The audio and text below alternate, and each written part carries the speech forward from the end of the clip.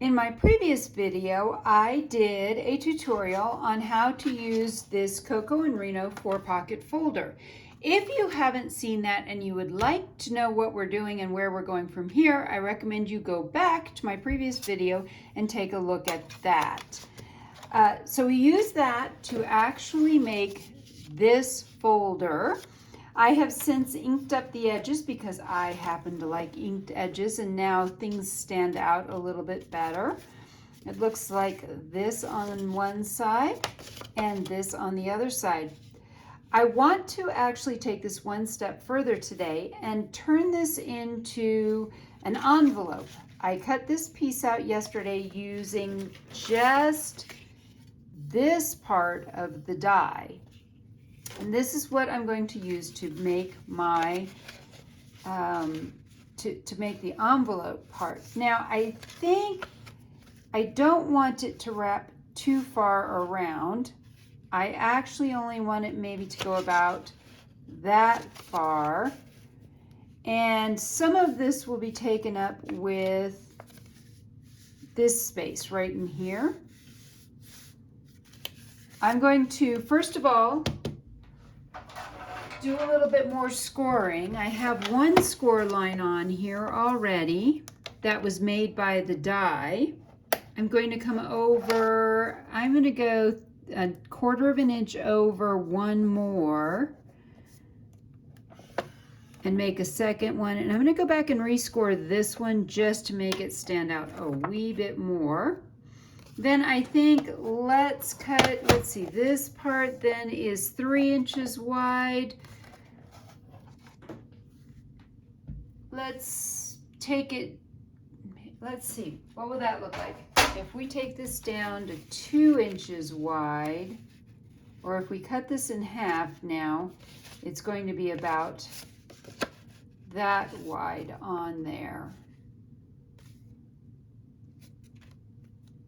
I think that's going to look good.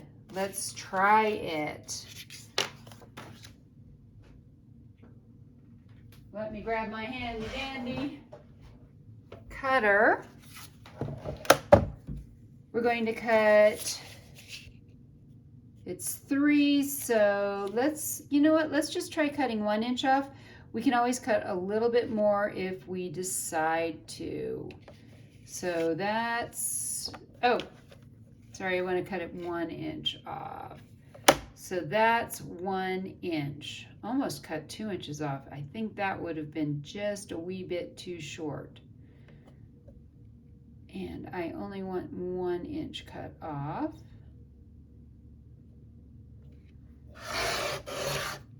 There we go. Let's try this and see where this comes out before I put all this away. This is going to come out about right there. And that's the top, yes, that is the top. You know, I think I want to take at least another 1/2 inch off. So I'm going to go this direction.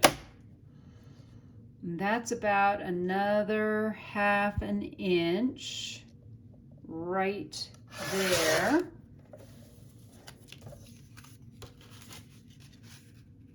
Ah, much better.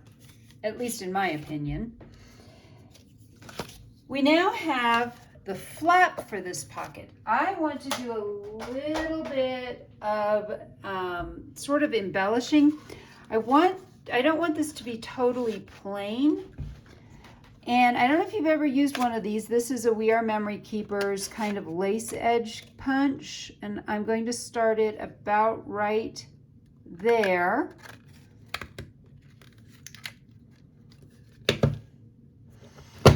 There we go. Now you simply go through and line everything up again on the other side. So as long as everything is lined up, it will cut correctly in kind of a nice straight line.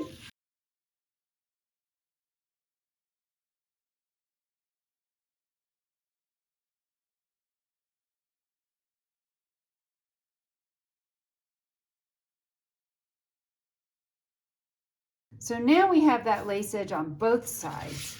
I think that's going to be super pretty. And last but not least, I'm actually going to remember it this time. I am going to ink these, all of these edges. I'm just bending these a little bit because I want to make sure I ink some of this part as well.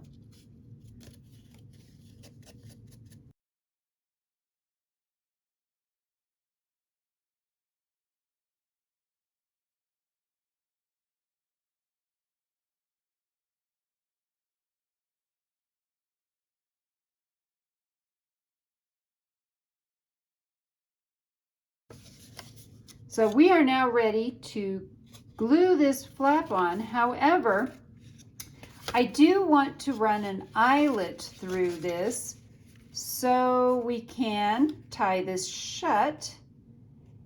I am kind of looking for maybe what is a little bit high of the center. We're going to run that eyelet about right there, so just below this piece. Okay, let me grab my handy dandy eyelet punch. And I know I need to turn that around. Yep, I already have that one turned around. So I want to double check I have that set to the right settings.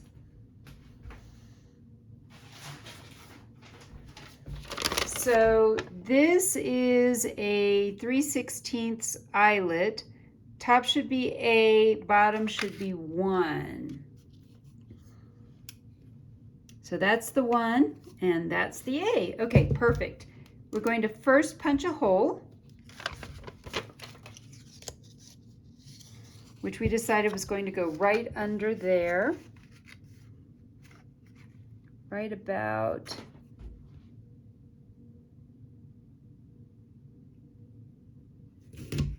there. And then I like to put the eyelet into the hole first, then stick it up into the where it's going to go, that part, and then crunch. So now we have our eyelet on there as well, and we're not trying to fool around with the envelope itself. At this point, I'm going to grab my glue, and we're going to run a bead of glue on the back side. Some of this glue is going to seep through the holes. That's okay. I'm going to just wipe them off real quick when we are done. All right, so top, this is going on the back, just like that.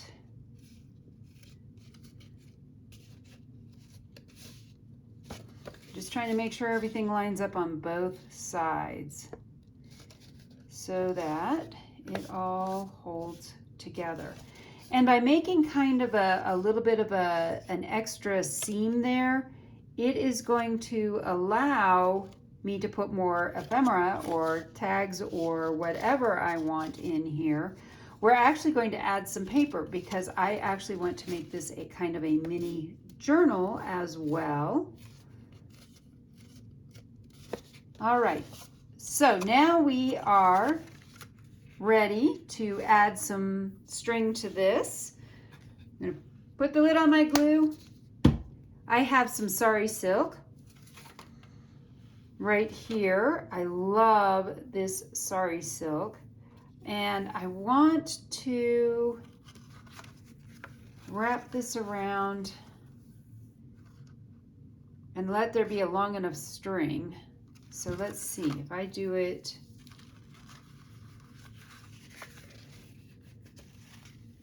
this way. That seems like that's going to be too much.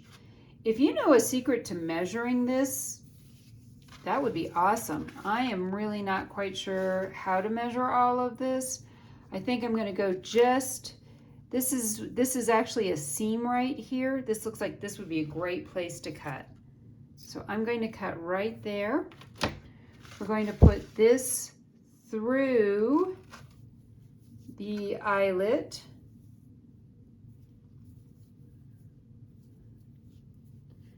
I like to go from the back side. Let's see, do I want to go this way? Actually, I think I'm going to do this a little bit differently, and I'm going to feed this through. And instead of making the usual knot, I'm simply going to do this in half.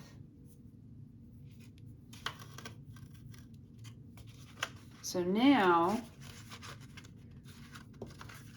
we can bring it around and simply tuck that in.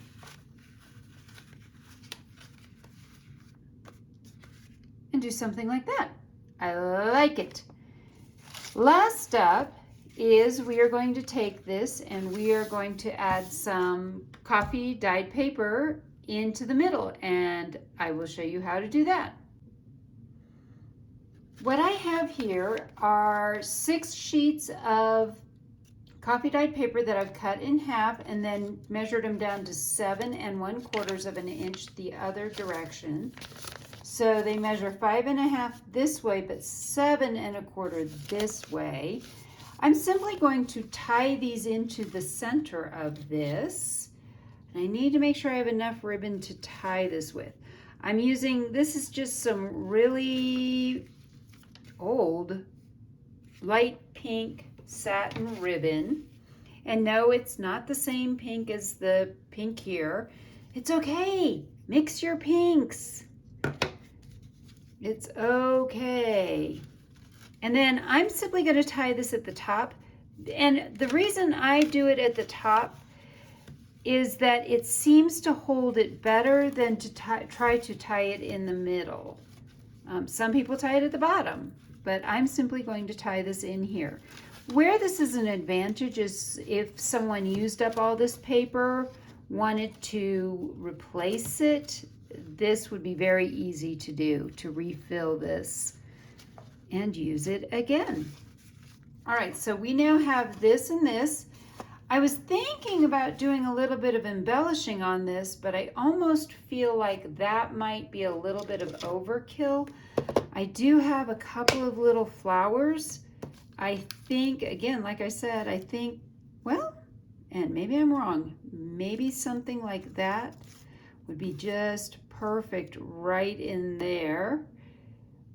And maybe a wee bit of lace behind it. All right, I'm going to grab some lace. I found me a little bit of lace. This is actually really old vintage lace that my mother-in-law gave me. I am just going to cut a wee bit off of this. Cut the seam out of this, that might help figure things out a little bit faster and what part of this lace I want to use. And maybe, I think we're just going to bring that right around through there, cut a little bit like that.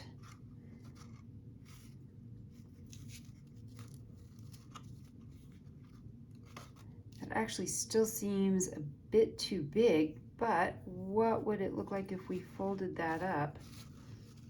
That seems too bunchy. All right, let's cut a little bit more off of this and kind of cut it more in half, right about there. And then I'm cutting kind of the little sharp points off of this so we don't have any real sharp points. I think we're almost there. We're going to cut just a little bit more off of this side. And we'll put this bit of lace down and we're going to glue this flower on top of it. I love it. All right, I was going to try to put the glue on the lace. I don't think that's going to work. I'm going to put just kind of a swirl of lace or swirl of glue there. I think that's going to be close enough. We're going to let some of that hang off the bottom. And then I'm going to put some glue on the back of this flower as well. And we're going to put that right on there. And now we're ready to put all of our ephemera back into this as well. I did cut a couple of new tags for this. And so the new tags are going to go back here. I've left everything plain and rather blank, which is fine with me. And oh, that's right. I'm going to put 2 tags back in here.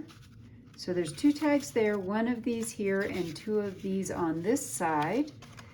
And we will go ahead and add another tall tag in the back. And these are just what I made out of the leftover stuff. And I did cut them down so that they would fit in these pockets.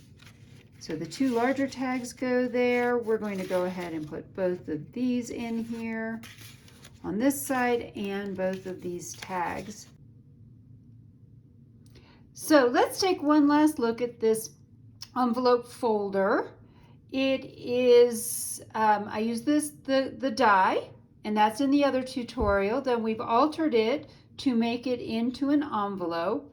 It has some lace with, this is actually by Prima Marketing, a Prima Rose. It has, this is some sari silk, and we'll just get right in. There's some extra pieces of something, I'm not sure what. It opens up with a flap, and the flap was added to the back of this, and it still has the 4 pockets that we made on the other journal, where I've put some ephemera, and then I also made I made a taller tag for this as well on this side. And here is the paper that I added, and it is not sewn in, it is just tied in with some satin ribbon.